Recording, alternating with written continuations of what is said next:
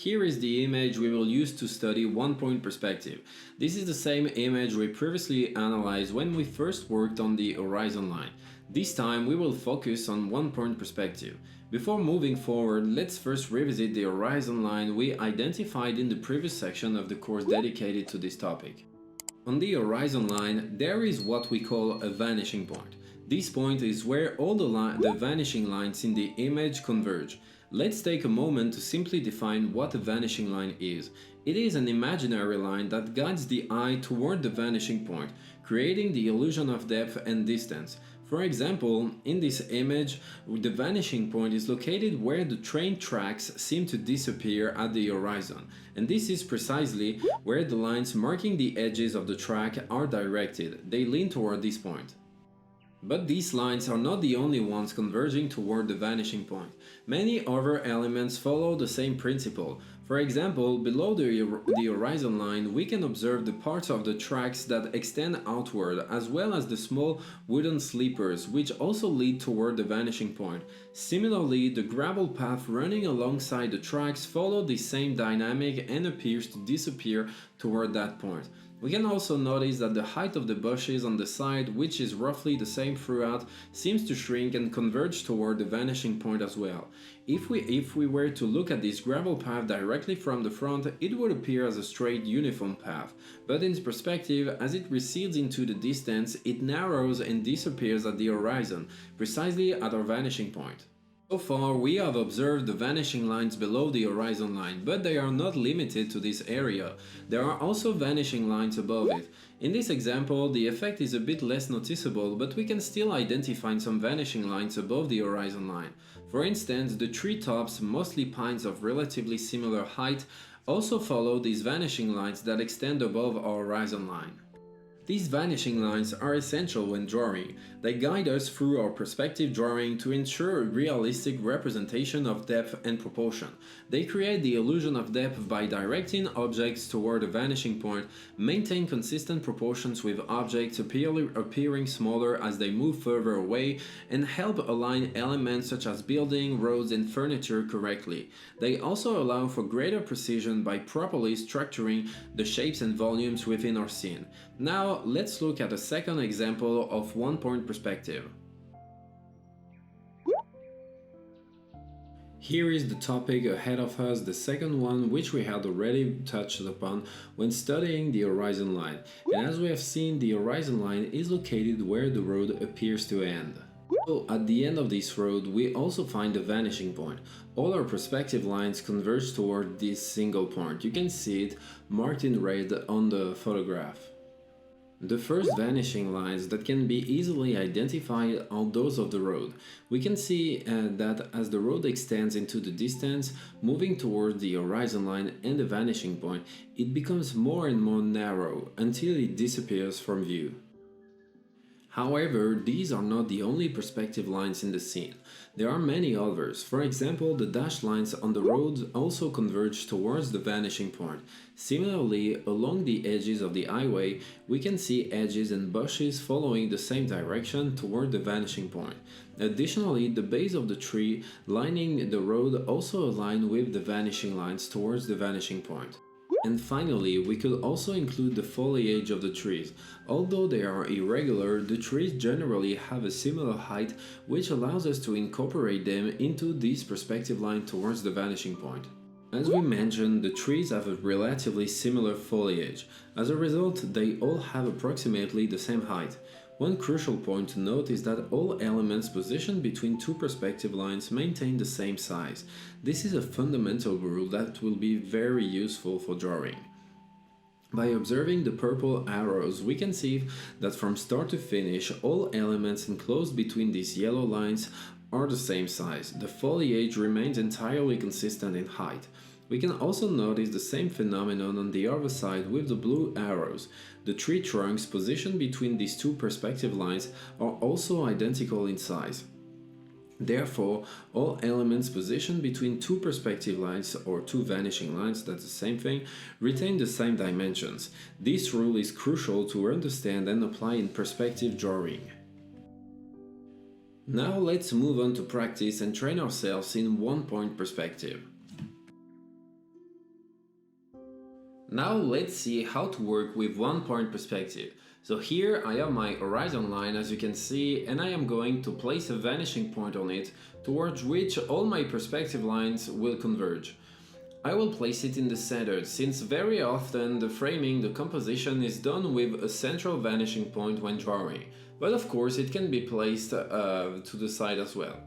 Now we'll see how to draw boxes in one-point perspective. This is something we'll do very often because in the end everything can be built from boxes, a chair, car, a building, etc. So boxes will be really useful, and already learning to master this well should help us a lot. So I will start by drawing a box with a 3 cm side like this. That's enough. And in one-point perspective we see one face that is facing forward. Then all the other lines will converge toward the vanishing point. So for that I draw my vanishing lines. These lines start from each corner of that front face. So here I draw these 3. Then there is one at the bottom that I won't draw it right away, since the faces that would come from the bottom vanishing line aren't visible, but we'll see that later. Next, I draw this line along the vanishing line, which represents the depth. So I determine the depth I want, and then I draw using that perspective line, that vanishing line. And here too, I can draw this face and close it by using the vanishing line. An interesting and important aspect, all my horizontal lines that you see, these ones are parallel, just like the vertical lines are parallel in one-point perspective. When working with one vanishing point, that's how it works. Then if I want to, I can draw the faces that aren't visible. So here we would have this line and this other vertical line, which I can draw as a dashed line. And then I would have this fourth and final perspective line, vanishing line, which will close my cube, close my box.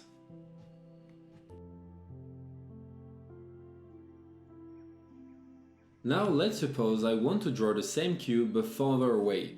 Well, I'm going to use my perspective line like this, and thanks to these perspective lines I will be able to draw the same cube, but it will appear farther away and therefore closer to the horizon line. So I will draw this cube using my vanishing lines or perspective lines, that's the same thing. It will be drawn smaller, but in reality both of these elements would be the same size, since we can see they are contained between the same perspective lines.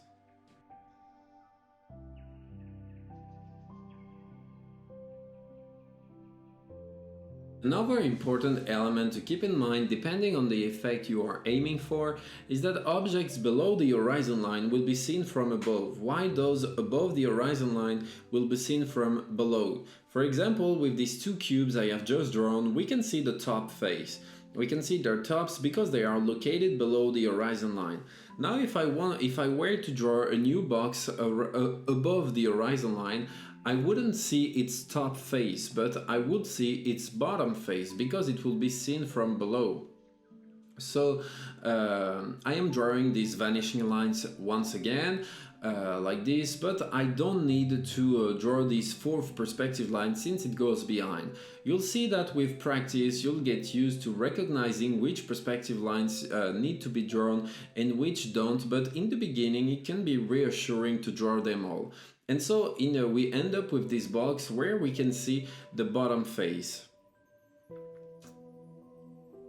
If you are enjoying this video, know that there are many more waiting for you.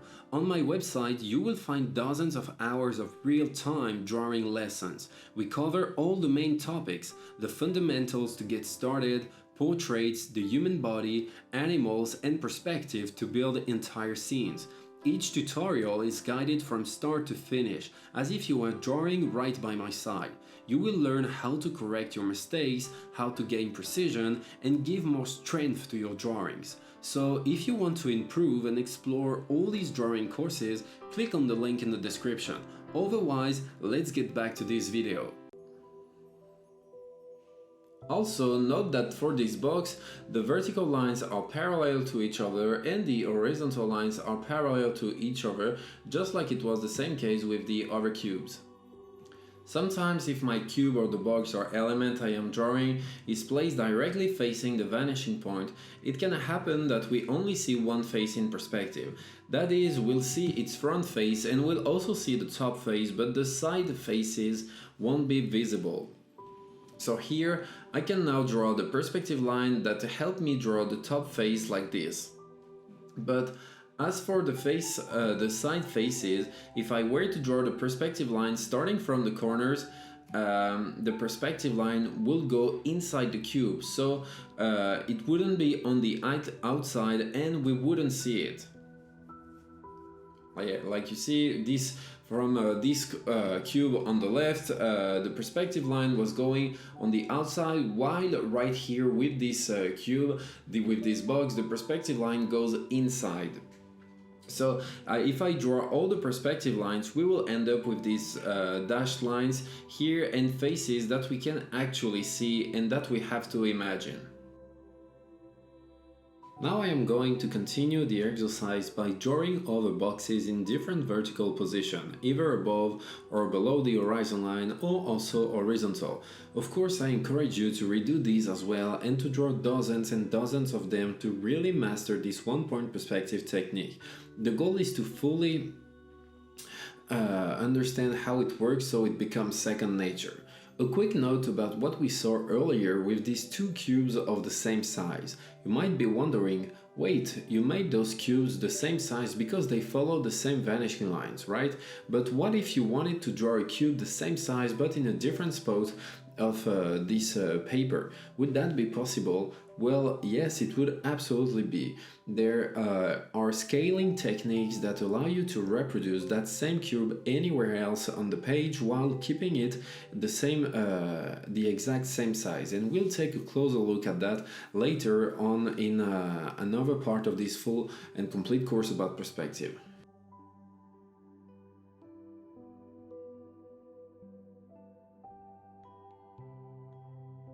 Now let's create a very simple one-point perspective drawing together. I start by drawing my horizon line at this point on the page. Then in the center I place a vanishing point, and from there I'm going to imagine a road. This is something we often see in one-point perspective. So I draw the edges with my graphite pencil. When I draw my vanishing lines, I try to keep them light so I can erase them easily later on.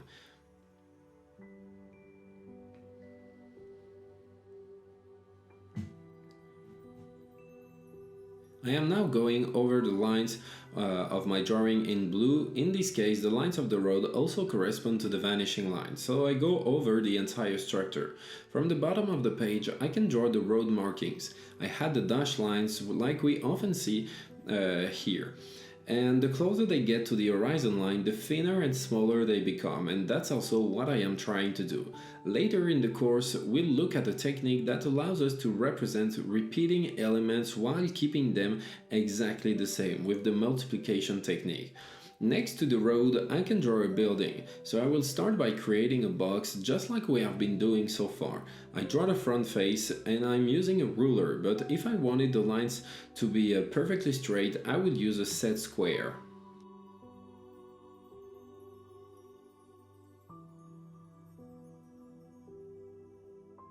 Now that this is done, I can draw the vanishing lines that will give volume to my building. I connect the 3 points that will allow me to draw the depth. The fourth vanishing line won't be useful since it goes through the face I have already drawn. Now, using my vanishing lines, I can draw the depth of the building. So that's what I'm doing right here, and then I have a horizontal line right here that is parallel to the others, and we will also have a vertical line just right here that is also parallel to the two others vertical line. And then my box is complete. It's a very simple building and I can now add a few elements to its front face, like a door and 2 windows for example.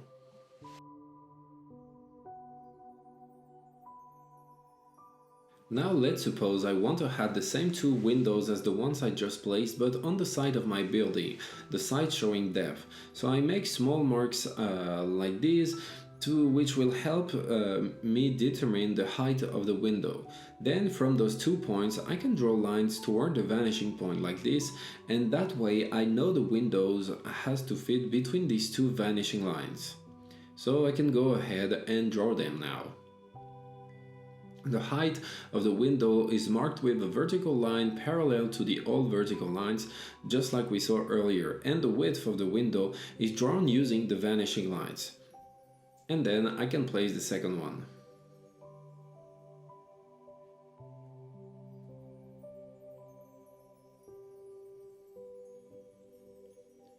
Now let's suppose I want to add a window on the roof of my building. I mean, why not? A window that will let the light in from above.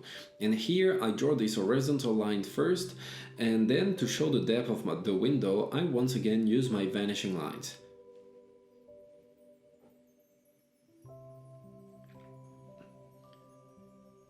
So I close the window, now I can draw a horizontal line, and finally when it comes to small lines like this one, the last one, we can also just imagine the vanishing lines. You don't always have to use the ruler every single time, especially for the smaller parts. Now I want to draw a building that is located behind the first one.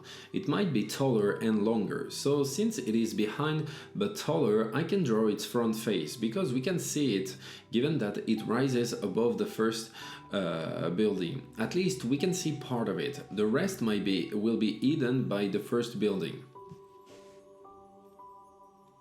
Next, I want this building to be aligned with the first one I drew, so I use the same vanishing line.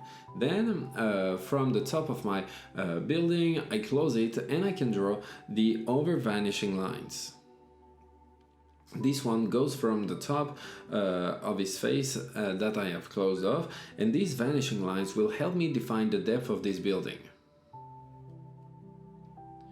So here I have this vertical line showing the height of the building. Thanks to this vertical line, we can now see the full height of the structure, since on that side it's no longer hidden by the first building we drew. Now that I have got this second building, and if I want to, I can draw a row of windows here. So that's what I do. And if I also want to place the windows on the other side in the same position, I can do the same thing again using this vanishing line.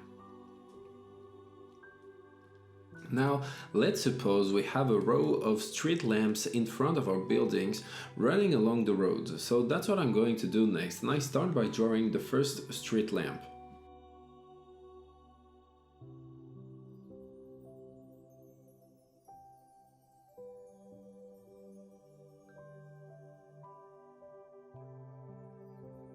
So now that my street lamp is drawn, I can go ahead and draw two vanishing lines, one starting from the bottom of the lamp and another from the top. This way I will be able to place multiple street lamps all along the road between these two vanishing lines, and thanks to that I know that all my street lamps will be the same size.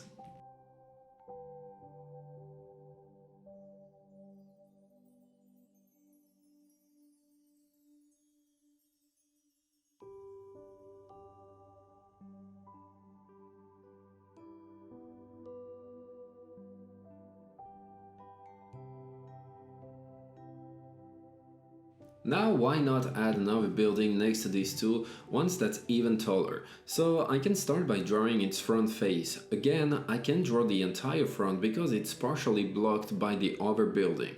For the depth, I once again use vanishing lines, and I'll go over the depth I want to give to this building in blue like this. So we are still following the same rules. It's true that perspective drawing can feel very mechanical or robotic, but that's exactly what helps everything come together correctly. As for the height on the side of the depth, once again I stop at the height of the visible part, but ideally it will go up to about here, roughly in this direction toward the vanishing point. However, since the building in front is blocking it, I can draw that part. And then I can add a bit of detail to my building, like the kind of architecture you might see in big cities, for example.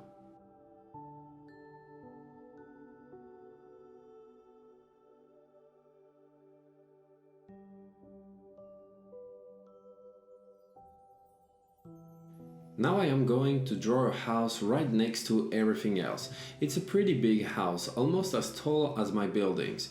I didn't really pay much attention to the scale this time. Normally it should have been smaller, but I figure it will be easier to see what I'm doing if I worked on something larger. I could have drawn a simple box for the house first and then added the roof on top, but I thought it would be better to move a bit faster and go ahead and draw the house directly with its roof. So here I drew the main part of the house along with the triangular shape of the roof. Then I connect all elements toward the vanishing point.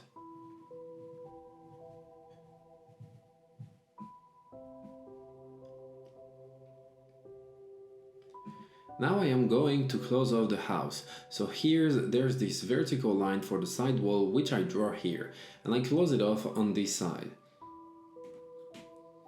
And then the roof line will be parallel to the line I drew earlier for the other side of the roof. We'll go into more detail later in the course about how to draw slanted elements like roofs and how to get the correct angle. But as you can see, we now have a house that looks pretty believable, and on the side I've also added a door, of course using the vanishing lines to guide me. Now let's suppose I had a final elements to complete the drawing, like for example some trees lining the road. I start by drawing one and then I draw the vanishing lines.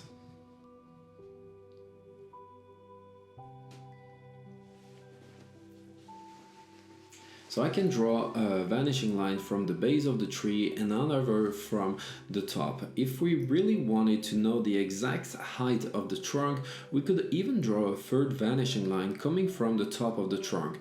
But for now, I can draw trees that gradually get smaller as they move toward the vanishing point.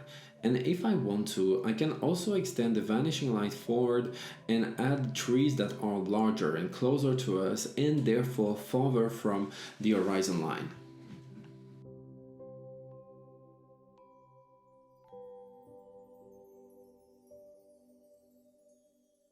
So that concludes this video. I really hope you enjoyed it and that it was helpful. And if you'd like to take your skills even further, I truly encourage you to join us on the website mentioned in the description. You will get access to all the drawing and painting courses to help you make real progress in your artwork. So thank you very much for watching, and I will see you very soon in a new video.